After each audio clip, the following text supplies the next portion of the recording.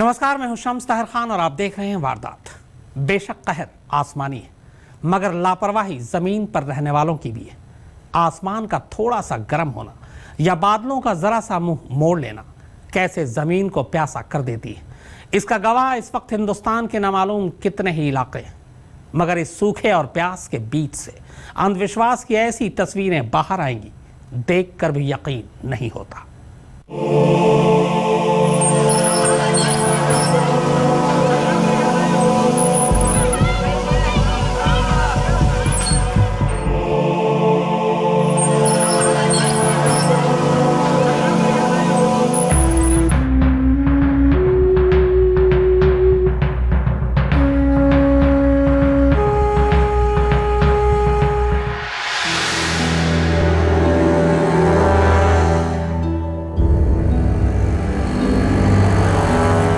एक तरफ कुदरत का ये कहर,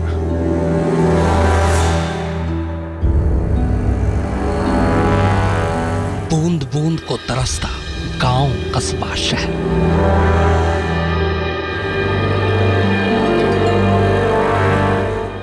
नहर सूखी, नदी उदास, टंकी खाली, खेत प्यासे, सूखे नाले, खाली प्याले।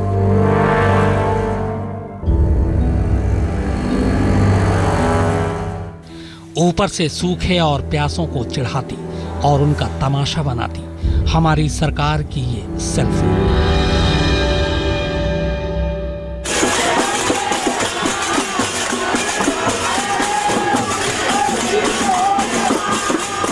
कुदरत ने अलग मारा, सरकार से उम्मीद नहीं, फिर ऐसे में कहां जाए, क्या करे? तो बस उठा लिया सरिया और कूद पड़े आस्था के अंधे विश्वास में।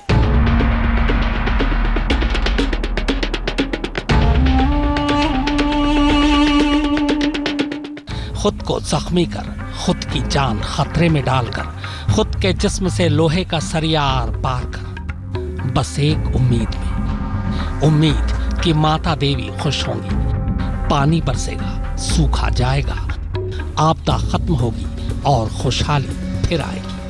निश्चित तौर पर हम लोगों को भरोसा विश्वास है कि माता प्रसन्न होकर के क्षेत्र का कल्याण होगा, बारिश होगी और यहाँ पर जो भी सूखा जैसी बड़ी समस्याएं हैं उन समस्याओं का भी समाधान माता की कृपा से होने जा रहा है। इस वर्ष जो हमारे भक्तों ने सांग ली हुई है, सभी का दृढ़ विश्वास है कि इस साल माता रानी प्रसन्न होंगी और इस जो है आपदा से मुक्ति मिलेगी, लोगों में खुशहाली आएगी। माँ के भक्त हैं, उनको बिल्कुल कष्ट नहीं होता है और बेहतरीन तरीके से माँ उनके ऊपर पूरी रक्षा रखती रहती है, ना कोई खून निकलता है उनके। माँ की भभूत लगाई जाती है, भभूत लगाने से उनका कोई दिक्कत नहीं पड़ती है। बेहतरीन तरीके से माता जी की उनके ऊपर कृपा रहती है।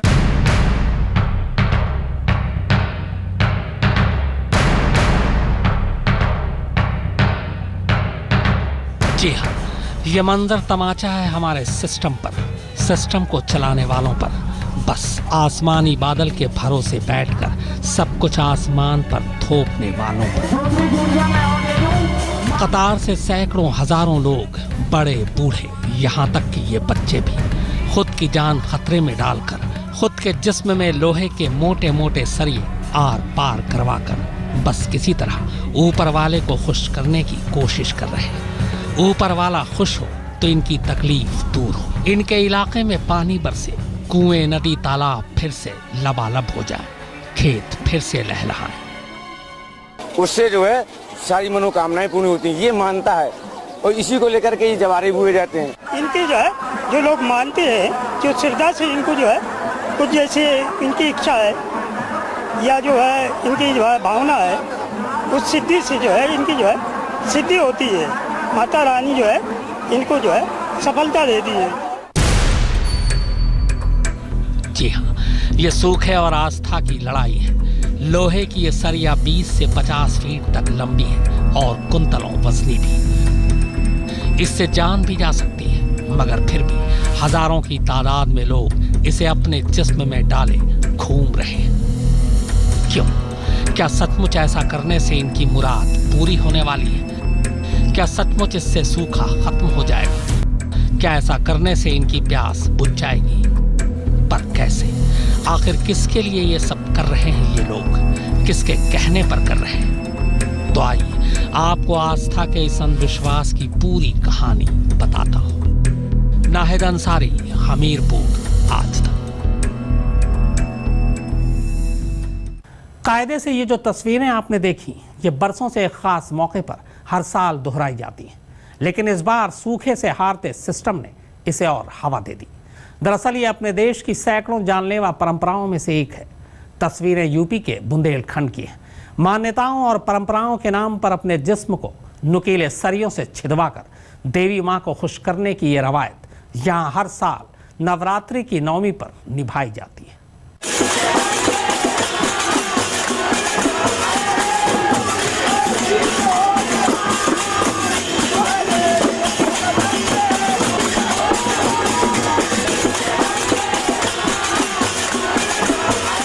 इन तस्वीरों को देखने के लिए भी कलेजा चाहिए। ऐसी तस्वीरें जिन्हें देखने भर से पूरे बदन में सिहरन दौड़ जाए। जरा सोचिए उनकी जो इसे खुद पर झेल रहे हैं, जी रहे हैं। उस दौर में जब चांद को पीछे छोड़े भी इंसान को सालों गुजर गए।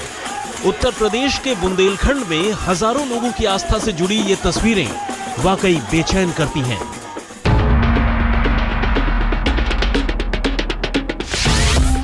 कहीं गाल के आर पार गुजरता सरिया,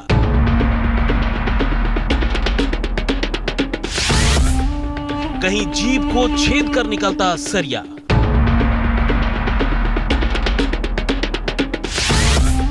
कहीं गले की चमड़ी भेद कर गुजरता सरिया,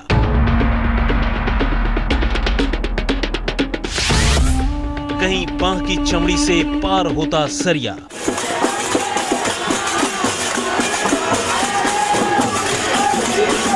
तर्क और व्यवहारिकता की कसौटी पर यह सब कुछ बेशक सिवाय अंधविश्वास के और कुछ भी नहीं। लेकिन बुंदेलखंड में सांग धारण कर देवी मां को खुश करने की यह रवायत यहां आज से नहीं बल्कि कई 100 सालों से चली आ रही है। ऊपर से इस साल पूरे इलाके में जारी सूखे की मार ने जैसे लोगों की इस आस्था को और भी हवा दे दी है। और देवी मां को खुश कर बारिश लाने के लिए क्या बूढ़े और क्या जवान, बच्चे भी अपने जिस्म के अलग अलग हिस्सों को सरियों से छिदवाकर अपनी आस्था दिखाने निकल पड़े हैं। बुंदेलखंड के इस इलाके में चैत्र नवरात्रि की नवमी पर हर साल इस मेले का आयोजन होता है। इसमें जहां दूर दराज से हजारों महिलाएं अपने सिर पर ज्वार की बालियां लिए पहुंचती हैं, वहीं मर्द अपने जिस्म पर सांग धारण कर देवी मां को खुश करने का जतन करते हैं।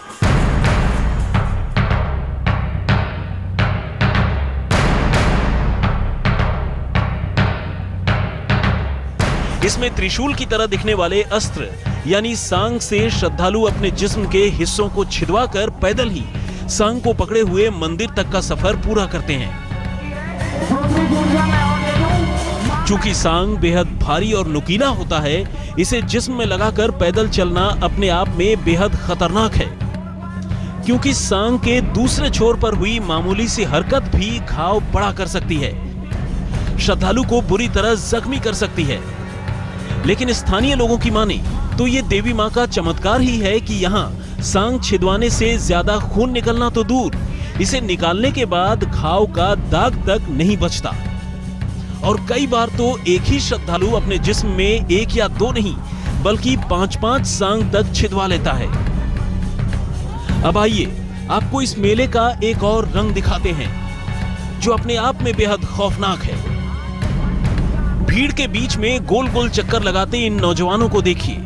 दरअसल इनमें एक ने अपने गाल में सरिया यानी सांग छिदवा रखा है, जबकि दूसरा नौजवान उस सांग का दूसरा हिस्सा थामकर उसके साथ घूम रहा है। और बारी बारी से ढोल ताशे की ताल पर यूं घूमना दरअसल देवी मां को खुश करने के लिए किए जाने वाले डांस का हिस्सा है। लोगों का मानना है कि 250 ग्राम से लेकर कई कुंतल वजन वाले इन सांगों के साथ इस तरह पूजा करने से देवी मां खुश होंगी, क्योंकि ये देवी का वो रूप है जिसने असुरों का संहार किया था। और ऐसे में उन्हें अपना खून अर्पण करना भी उन्हें खुश करने का ही एक तरीका है। और ये जो तो इसी मान्यता से जो तो जिस समय देवासुर संग्राम हुए, जितने भी संग्राम हुए दैत्यों के देवी से, चंड मुंड शुंभ जितने भी महिषासुर का, ये महिषासुर मर्दिनी है, ये माँ श्री है। वैसे आस्था और भक्ति इंसान की व्यक्तिगत मान्यताओं की बात है, लेकिन यहाँ जिस तरह से सूखे की वजह से सांग छिदवाने के चलन में तेजी आई है, वो अपने आप में एक बड़ी विडंबना है। क्योंकि यहाँ लोगों को लगता है कि अगर उन्होंने इस तरह देवी माँ को अपने खून की बलि नहीं चढ़ाई तो बदले में उन्हें बारिश नहीं मिलेगी। नाहिद अंसारी, हमीरपुर, आज तक। और अब बात बुंदेलखंड जैसी ही एक विदेशी परंपरा की। थाईलैंड में हर साल अक्टूबर के महीने में एक ऐसा फेस्टिवल होता है जिसमें लोग ऊपर वाले को खुश करने के लिए अपने जिस्म से सरिया, पाइप और यहाँ तक के ग्रिल तक पार कर लेते हैं। इस चक्कर में हर साल सैकड़ों लोग जख्मी तक हो जाते हैं।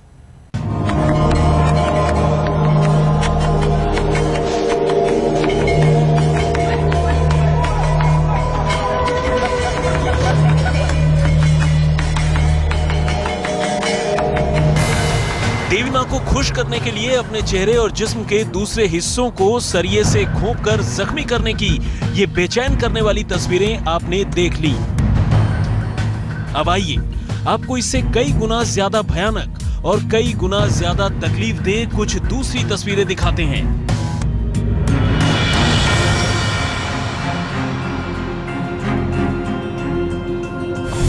बस यूं समझ लीजिए कि ये तस्वीरें हमारे बुंदेलखंड में देवी मां को खुश करने के सरिया वाले तौर तरीके का फॉरेन वर्जन यानी विदेशी एपिसोड है। और यहाँ तो इस वर्जन में ये विदेशी हम हिंदुस्तानियों से भी कई गुना आगे निकल चुके हैं। किसी के चेहरे पर एक नहीं दसियों सुइयां घुसी हैं, किसी की गाल से टेढ़ी हुई नली गुजर रही है, तो किसी के चेहरे पर ग्रिल नुमा टुकड़ा फंसा है।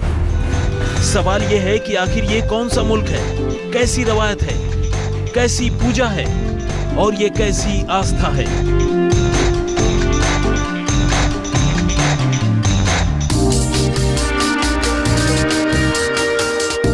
जिसके चलते इन लोगों ने अपने आप को इस तरह लहूलुहान कर लिया है।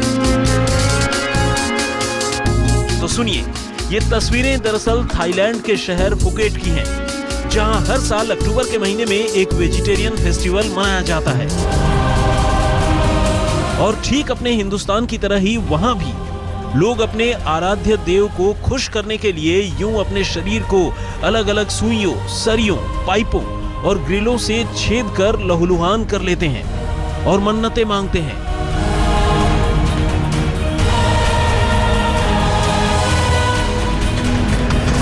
इस वेजिटेरियन फेस्टिवल में ज्यादातर चीनी मूल के लोग ही हिस्सा लेते हैं।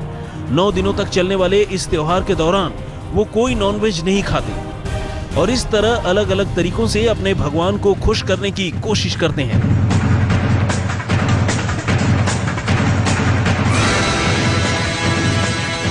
इसीलिए इसका नाम वेजिटेरियन फेस्टिवल भी पड़ गया है।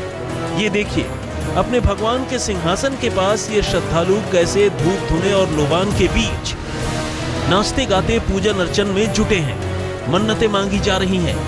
और फिर कैसे पुजारी की मदद से ये लोग अपने अपने गाल और जिस्म के दूसरे हिस्से छिदवाने लगते हैं। जिस्म के ऐसे नाजुक हिस्से जहां एक छोटी सी सुई भर गड़ने से इंसान दर्द से बिलबिला उठे, वहां बगैर किसी वैज्ञानिक तौर तरीके के यूं बड़े बड़े सरिये आर पार करवा लेना अपने आप में एक ऐसी बात है जिस पर यकीन करना भी मुश्किल है।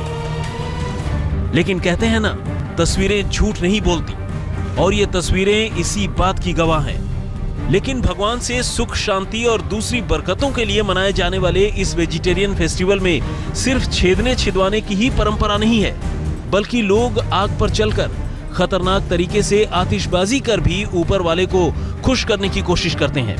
इसी फेस्टिवल के दौरान लोग अंगारों पर ऐसे हंसते हंसते गुजरते हैं जैसे पैरों के नीचे अंगारे नहीं बल्कि फूल बिछे हों। ठीक इसी तरह हर साल इस फेस्टिवल के दौरान आतिशबाजी भी होती है। लेकिन इस खतरनाक फेस्टिवल में कई बार लोग ऐसे खेलों और परंपराओं का शिकार होकर जख्मी हो जाते हैं और लोगों की जान भी जाती है। ऐसे में हम तो आपसे यही अपील करते हैं कि आप ऐसे खतरनाक स्टंट हरगिज न करें। आज तक ब्यूरो। चंबल में किसी की शादी हो और गोलियां न चले, ऐसा आमतौर पर नहीं होता। इस शादी में भी कुछ ऐसा ही था। शादी की रस्में जोरों पर थी। पंडित जी मंत्रोच्चार के बीच दूल्हे राजा से पूजा पाठ करवा रहे थे। तभी अचानक गोलियों की तड़तड़ाहट से पूरा मंडप गूंज उठा। लेकिन फिर जो हुआ वो किसी ने सोचा नहीं था।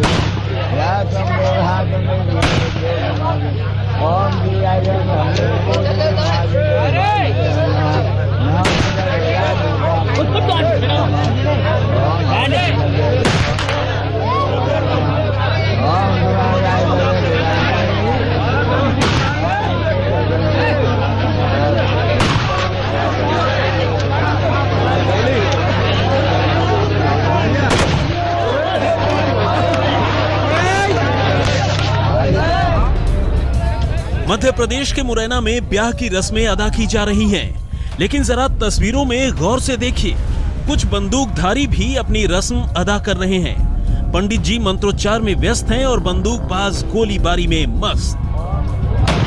देखिए, पहली गोली चली तो किसी को कुछ खास पता नहीं चला। शादी समारोह में हो हल्ला मचा था, लेकिन दूसरी गोली चलते ही दूल्हे, डॉल्बी तोमर और तमाम लोग चौंक पड़े। इधर उधर देखा, फिर से दूल्हे राजा के लिए कार्यक्रम चालू हो गया। लेकिन शामियाने में बंदूकें भी कई थी और कारतूस भी भरपूर। इसके बाद चली तीसरी, चौथी और पांचवी गोली।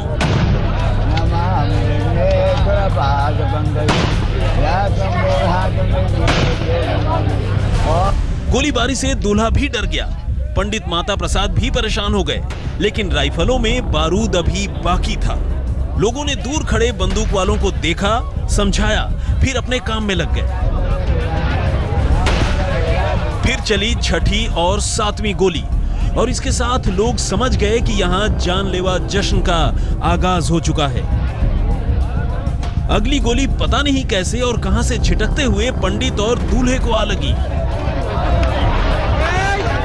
ये अपना मंत्रोच्चारण कर रहे थे, उस समय गोली चली 12 बोर की हार्स फायर के टाइम पर इनको लगी है। टोटल 4 लोगों को गोली लगी है। चंबल में शादी बिन गोली शायद मुमकिन नहीं, लेकिन यहाँ गोली ने जश्न को जानलेवा बना दिया। सर्वेश पुरोहित, मुरैना, आज तक। तो वारदात में फिलहाल इतना ही, मगर आज तक पर खबरों का सिलसिला लगातार जारी है। और अब बात सेल्फी पर बवाल की। महाराष्ट्र की ग्रामीण विकास और जल संरक्षण मंत्री पंकजा मुंडे लातूर के हालात का जायजा लेने पहुंची थी। वहां सूखाग्रस्त इलाकों का दौरा करते हुए एक जगह उन्होंने सेल्फी ली। मुस्कुरा